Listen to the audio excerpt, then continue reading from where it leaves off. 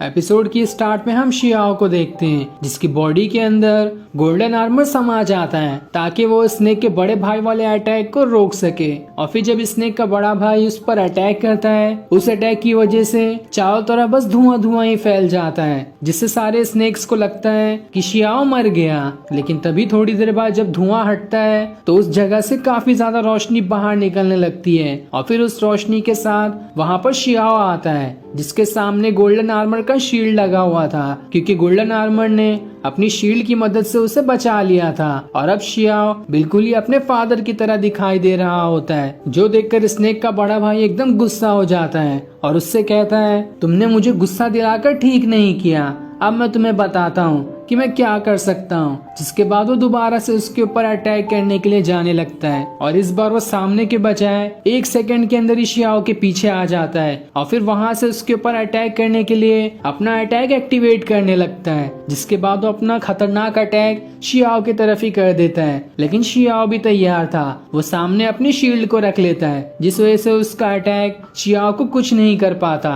तब शियाओ अपनी पावर्स को एक्टिवेट करते हुए अपने अंदर से गोल्डन एनर्जी निकालकर उन सभी स्नेक्स के ऊपर अटैक कर देता है, जहां इस अटैक से उन सभी स्नेक को काफी ज्यादा तकलीफ होने लगती है। लेकिन शियाओ को तो कुछ भी नहीं होता। वो अब भी अपना शील्ड और स्वॉर्ड लिए उस स्नेक के बड़े भाई से लड़ने के लिए तैयार होता है। तब स्नेक का बड़ा भाई अपने बाकी भाइयों से कहता है, जब तक मैं शियाओ को संभालता हूँ तब तक तुम जाकर लिंग फेंग और उसके आर्मर की सारी एनर्जी को खा लो। इसलिए वो सारे स्नेक लिंग फेंग और उसके आर्मर के पास जाने लगते हैं, पर जब तक वो उसके ऊपर अटैक करते हैं वहाँ पर शियाओ आ जाता है, जो लिंग फेंग और उसके आर्मर को बचाने के लिए उन सभी स्नेक्स के ऊपर अटैक करना शुरू कर देता है, जहाँ वो स्नेक्स उसके सामने कुछ भी नहीं कर पाते। लेकिन तब वहाँ पर सारे स्नेक आने लगते हैं जो एक एक करके शियाओ के ऊपर अटैक करना शुरू कर देते हैं। पर शियाओ भी अब बहुत ज्यादा गुस्से में था। वो अपनी स्वॉर्ड और शील्ड की मदद से लगातार उन सारे स्नेक्स के ऊपर अटैक किए जा रहा होता है और उसके इस खतरनाक अटैक की वजह से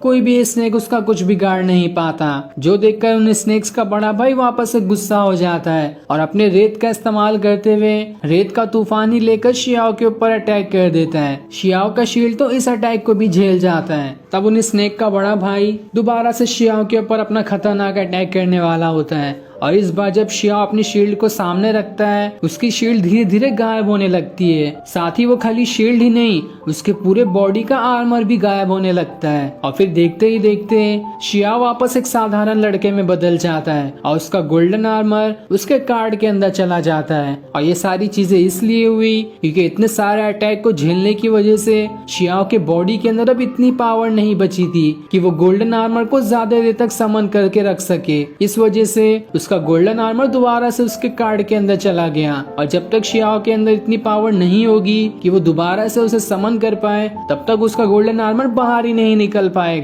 ये देखकर शियाओ तो एकदम ही घबरा जाता है और उन स्नेक्स की खुशी का ठिकाना नहीं रहता कि चलो अब तो इसका गोल्डन आर्मर भी इसके पास नहीं है, अब तो इसे हराना बस चुटकियों का ही खेल है। इधर शियाओ एकदम डरे और उदास हुए गोल्डन आर्मर के कार्ड को देख रहा होता है। तब उन स्नेक का बड़ा भाई उससे कहता है, कुछ और तरीका है तो वो भी इस्तेमाल कर लो, लेकिन आज तुम्हारी मदद कोई नहीं करने वाला। अब तो मैं तुम पर ऐसा अटैक करूंगा कि तुम तो जिंदा ही नहीं बचोगे। जिसके बाद वो दोबारा से अपना खतरनाक वाला अटैक उसकी तरफ करने लगता है। साथ ही यह अटैक लिंग फेंग और उसके आर्मर को भी लगने वाला था, पर जब तक यह अटैक उन्हें लगता, अचानक से वहाँ पर एक कार्ड आ जाता है जिसके अंदर एक पोर्टल बना हुआ था और एक पोर्टल शियाओ के पास खुलता है तो दूसरा लिंग फेंग और उसके आर्मर के पास, जो देखकर दोनों ही एकदम हैरान हो जाते हैं कि आखिर ये पोर्टल किसने बनाया। लेकिन अभी उनके पास ये सारी चीजें सोचने समझने का टाइम नहीं था। तभी वहाँ पर एक हाथ निकलकर शियाओ को धक्का मारकर उस पोर्टल के अंदर ही डाल देता है, क्योंकि शियाओ अभी तक यही सोच रहा था कि ये पोर्टल किसने बनाया।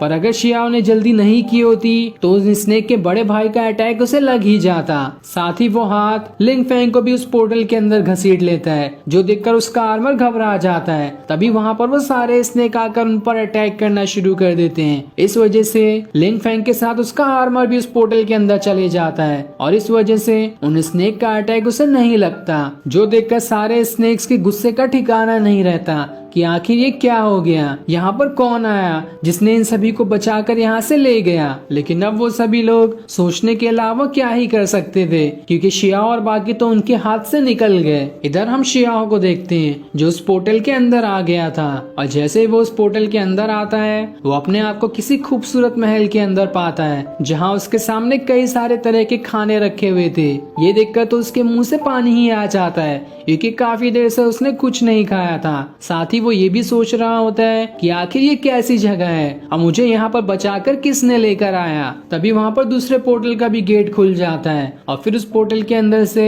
लिंक फिंगर उसका आर्मर बाहर निकलता है। जो लोग भी ये देखकर हैरान थे कि आखिर उन्हें किसने बचाया। तभी वो पोर्टल बंद हो जाता है और उस पोर्टल वाला कार्ड एक लड़की के हाथ में चले जाता है, जो लड़की सामने रखे कुर्सी के ऊपर बैठी होती है। जिसके बाद हम उस लड़की को देखते हैं जो कि काफी सुंदर दिखाई दे रही थी और उन्हीं ने इन सभी को बचाया। लेकिन आखिर उसने इन सभी को क्यों बचाया, इसके बारे में हमें आगे के एपिसोड में पता चलेगा। और फिर इसी सीन के साथ ये एपिसोड यहीं एंड हो जाता है। Thanks for watching.